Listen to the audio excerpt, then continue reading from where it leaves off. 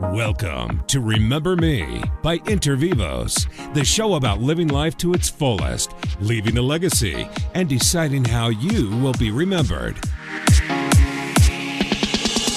And now, your humble team of expert planners taking the legal world by storm. Welcome to Remember Me, the show where we discuss your legacy and how you want to be remembered. Remember Me is brought to you by Intervivos, your estate planning law firm. I am Mike Black, your host for the day. Glenn Wagstaff is away on business. And I'm joined today in the studio by Gary Welch, our Intervivos marketing director. Thank you for joining us, Gary. Thank you, Mike. It's absolutely a privilege to be here. Obviously, I'm a fan, so it's great to actually be in studio to talk with you today. Well, great. It's good to have you in studio with us. Now, last week we talked about how parents turn their businesses over to their children. We had examples of good transfers and bad transfers.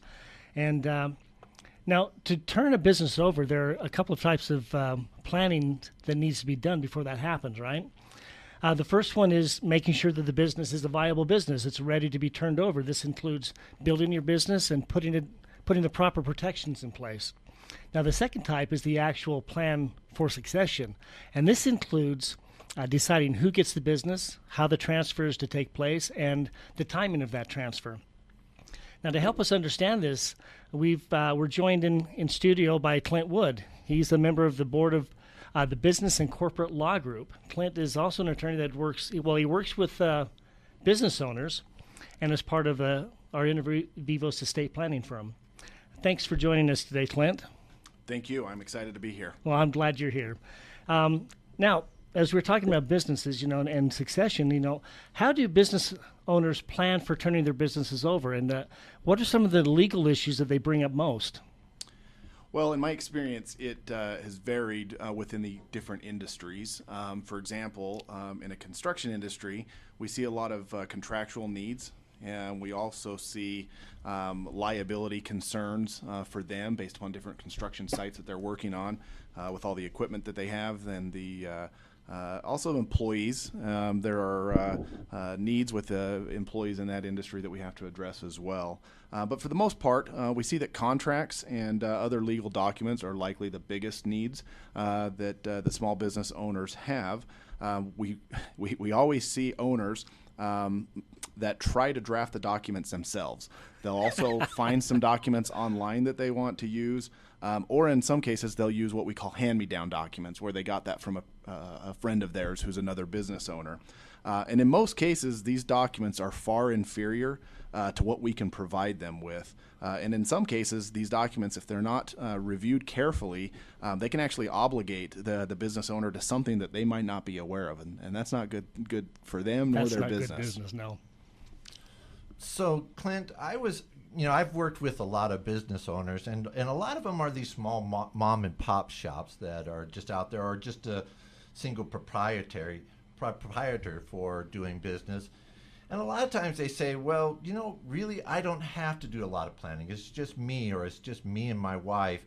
We don't have a lot of employees and things like that. And I find that they tend to be more reactive to legal issues than being proactive. Have you found this in your experience, and what advice do you give business owners about that? You know what? In most cases, that is true. Most business owners that we come across, they're very good at the thing that their business was founded upon, whether that's being an electrician or being a marketer, a manufacturer, a sales professional, or whatever it is that helps their business be successful. They're good at that thing. But you then have the other areas of business, such as finance, legal, human resources, etc. And in a lot of cases, business owners, out of a desire to be frugal, they try to manage these things on their own. In some cases, they'll get behind or get in a little bit of trouble, and then ultimately they have to turn to a professional for help. Our goal is to make connections with these business owners in advance of those problems, and to let them know what things are available to them, to help them put some things in place to structure their business properly or to plan properly, so that they don't get it into too much trouble, or that they can save themselves time and money. Now, as you're talking about that, you try to get involved with the business owners early. When would a business owner start looking at setting up more of a permanent solution? have that kind of situation? Well, that's a good question, and I think that it really depends on the growth of the business. In some cases, you can look just at revenue alone for an indicator that they need more support from professional resources. Revenue growth is usually a sign that things are going well for the business, but in order to sustain that growth, you need to start delegating some of those important things to professionals and bringing in an attorney, bringing in a finance manager, somebody that can come in and help the business in these unique areas that aren't the main aspect of your business are important and helpful. So I would look at what stage the business is in, and then I'd advise the business owner accordingly. So, Clint, when I've been working with businesses, they tend to just use attorneys on like an ad cost basis. Just, something came up, let's go to the attorney, ask them a question about and see what we can do about that. But there are other options out there of what they can do. Can you kind of more clarify that, of what that is and what options are available to them? Sure. We are seeing a change in the legal industry, certainly over the last few years. Attorneys and law firms are starting to be more innovative. They're also starting to be more entrepreneurial in the way their firm is structured, and also in the manner in which they interact with their clients. Technology is also helping to advance that and make those options more plentiful. But myself and some of the other attorneys that I work with, we've developed different models of what a firm might look like. And we offer various options or various resources to business owners based upon what their business looks like. And so to be able to deliver services in a way that best fits the client, we feel that that's an advantage and something that will help that business owner succeed for the long term. Those options could be something as similar or as simple as just reaching out to an attorney on a transactional basis. Hey, I need you to draft me this document, and we do some simple risk analysis type work with them so that they can have a better picture of their business. Or in some cases, the transaction volume might be so much for that business that it makes more sense to have an attorney working with them for a specific set number of hours per week to advise them on various issues. So those different, you talked about people that advise them on certain issues. Does that mean have somebody on hand that they do talk to all the time?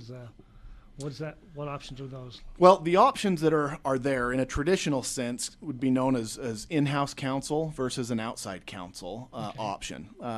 Many businesses it's traditional or more well known to just simply hire an in-house counsel, to have somebody come in as an employee of the company and act as general counsel. That is still very much in demand, and there's a lot of businesses out there that benefit from that. However, we are seeing that that's not a fit for all businesses. And so one of the things that we try to offer our clients that we interact with is what we consider an outside general counsel service, where they can still have a direct one-on-one relationship with an attorney and still have them providing specific services based upon the business needs, but not have to hire them as an employee or bring them in. They can limit the hours, but still know that attorney is available. In some cases, for a business, an in-house counsel might be more appropriate when that attorney also has experience with that particular business in some other area. So, for example, they might hold the title of vice president and general counsel, where they take care of the legal needs, but they're also helping with the business operations in some form or fashion. In an outside general counsel approach, that might not be the case. It would just be tapping into your legal resource or your attorney as an outside general counsel based upon the legal needs themselves. That also helps a business owner keep their costs down and allows them to have more options. It's always good to have options, especially as a business owner. Now, I'm just going to put the disclaimer in here right now. Okay, we are talking about legal issues, but this is by no means legal advice. If you for legal advice and for counsel, please contact a competent legal professional. And I'd just like to add on to that when, as business owners, as you're looking at legal options, you should always consult with an attorney. Now, that sounds like that's kind of counterproductive of why should I go to an attorney to talk about what I want to do when it comes to legal issues. But they are the ones that are going to give you the best advice as to which option is. There's these three options that are out there, and they can give you that advice as you should go this way or maybe transition to this plan a little bit later on. Thank you. Now, Clint, if somebody wants to get a hold of you, how would they do that? They can reach out to me via email, or they're welcome to call my office. My office is located in Linden, Utah, and our phone number is 801-477-1570, or they can email me at clint@intervivosplan.com. Perfect. Now, thank you, Clint. And we've been talking with Clint Wood, and talking about some of the traps. We've actually been talking about how to make it a smooth transition. And when we come back, we'll talk about some of the traps that are possibly out there. So and try to avoid those. So when we come back, we'll explore those ideas. Sounds good.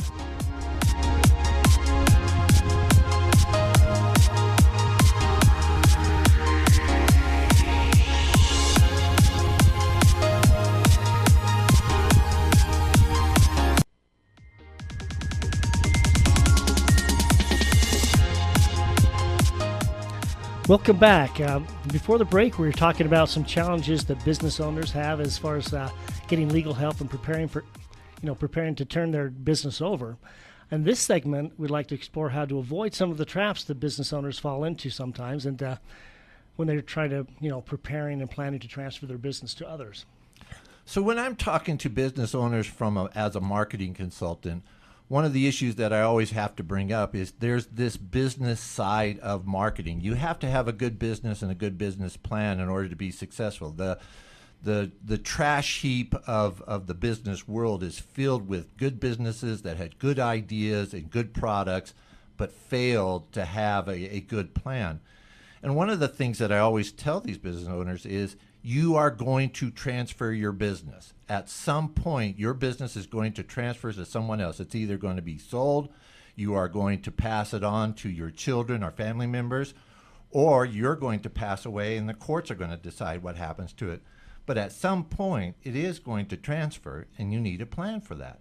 Oh, that's a good point. Now, Clint, when it comes to business planning, what are some areas where business owners, struggle and they don't do a good job?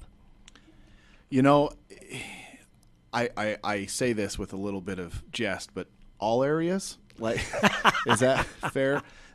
What I really mean there is that most business owners, they just put their head down and go to work, and they're successful, and they do a good job at that thing that they're really good at. And we talked about this a little bit earlier in the first segment, but there's a problem there, and that problem is there are other areas of your business, as Gary was alluding to, where you really need to plan for and put some detail into.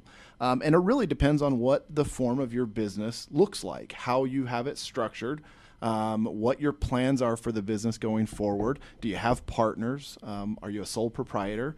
Is it you and your spouse? Is it you and a friend? What does that look like, and what is that dynamic? So we take all those things into account, and then we'll go ahead and structure a plan based upon that information and help put together something that will allow the business owner to kind of have some peace of mind and to rest assured that they have something in place in the event that something were to happen to them, if they were to pass away, if they were to become incapacitated, or, as Gary was saying, if they just want to sell the business, if they want to retire, if somebody wants to acquire them. All of these things are elements of the business plan that we look at and talk with business owners about. So when I'm talking to business owners, one of the things I hear often is, well, I'm just a small business owner. It's just me. I don't have any kids. I don't have any employees. There's not a whole lot going on here. So why should I have to have a plan in place? I'm busy. I got too many things to do. But I would imagine that there are some consequences for not having a plan. Could you talk about that? Absolutely, and there are a number of problems that can come up if you don't have a plan in place and something unforeseen were to happen. One of the biggest issues is death and disability or incapacitation, to the point that individual is not available to make decisions, to not sign documents, and to not handle any of the matters or transactional elements of giving permission or authorization for somebody to act in their name. And so by putting a plan into place beforehand, if any of those events were to arise, we can those things can be addressed without a lot of trouble. Without having that plan into place, what you're going to run into is issues of, something as simple as your bank account. Who has access to the money and the funds in the bank account? Who has authorization to sign paperwork on your behalf as a business owner? Those are things that we see all the time, and the costs and time that is required to fix those things later, in most cases, actually cripple a business. So you brought up something that actually is very interesting to me, and that is everybody thinks about, well, what would happen if I die? But I think the worst case scenario for a business owner would be to be incapacitated. Let's say you're in a coma for 6 months. Because then you wake up and everything is destroyed because there is no plan. There's nobody could get to your accounts. Nobody can do anything. Obviously, that's something that you would look at and talk to them about. Absolutely. That's something that we would take into consideration, because it's our hope that we cover every possible option and have a plan into place for anything that's unforeseeable that might happen to that business owner. What we don't want to happen is for if the business owner is the breadwinner for that family, we don't want to hijack the rest of the family and make them sit in limbo, not have income or needs or met, those other things that really could take place and happen. And you'd like to think that you could just walk down to the bank and explain your situation and get access to the money. But unfortunately, that's not the case, because there's too many fraudsters out there that take advantage of situations like that. And so without having proper documents in place to help with a proper turnover or transfer of power within a business, then problems are created. And again, we alluded to the need to go through a court system if you don't have anything in place. An associate of mine said that nothing will cripple a business faster than a probate court system. And in a lot of cases, that is very true. It's a very costly and very time-consuming process, and not to mention the stress on your loved ones, and even in some cases on business partners. That's something that we can talk about as well. So you're telling us that, it is very, very important to have a plan in place. And I'm sure you've seen where you've had to go back and fix plans when they've been in place. Is that true? Yeah, we have seen that. There's business owners will start a business and they'll get their initial documents in place, and bylaws for a corporation are in place, and they put their folder or binder up on the shelf, and they carry on. And before they know it, 10, 15, 20 years have passed, and their business has changed. And so when they come to consult with us, they say, oh, we have that in place. And we say to them, well, can we take a look at your books? And I've literally had clients that we've had to blow the dust off of the binder in order to look at the books. That's how long that book has sat there. And in most cases, the initial bylaws or the initial operating agreement of the company is so outdated because the business has changed. We have to in some cases, just start over rather than amend those existing documents in order to get everything up to speed and make sure everything is current with what that business owner wants and needs in place. So I see two really big danger areas when it comes to succession planning. The first one is that sole proprietor. That's just one person that's running everything, and they have nothing in place so that if something should happen to them, there is no idea of who to go next. But even more importantly, I think a more dangerous area is one where there is a partner. I've been in partnerships, and I know for a fact that in one case, I would not want my partner's spouse to come in and take over 50% of the business. That would just be totally disastrous to me. And yet, if there was no plan in place, it would seem like that's what would exactly happen, correct? You're right, and that is something that we see a lot. Business partners go into it with the best of intentions and are almost always on good grounds when they start the business. Unfortunately, statistically speaking, that is not what happens over time. Most partnerships ultimately fail because of differences within the beliefs of how they should operate the business, or their interests or their desired directions that they choose to go. If in the case of a partner becoming disabled or incapacitated, or even in the event of a partner passing away, If you don't have a plan into place, that interest or that partnership interest is most likely going to pass to the spouse or that partner's children. And then again, as Gary, as you said, you're now having new partners that you didn't plan for. And so if we can sit down with business owners and help them in that regard, it can take a lot of liability off the table. It can provide more security for them and help avoid the probate court system that can be so costly in time and money. And at the end of the day, you and your partner or partners can know that you have a plan into place that dictates what should happen if and when one of us choose to exit the business. It's a great way to have peace of mind and ultimately to help your business be more successful. Well, thank you, Clint. I appreciate you being on the show with us today. And once again, how can people get a hold of you? They are welcome to call us or email us. We have our office in Linden, located at 100 North State Street, Suite B in Linden, Utah. They can call at 801-477-1570, or they can email me at clint@intervivosplan.com. Thank you. Now, thank you for joining us on Remember Me. Remember, it's brought to you by Intervivos, your estate planning law firm. And please join us next week when we'll be discussing, you've heard the rags to riches story. We're going to go the other way. We're going to talk about the riches to rags stories, where celebrities and business owners, they didn't control their wealth, and they ran into problems. So we look forward to seeing you next week.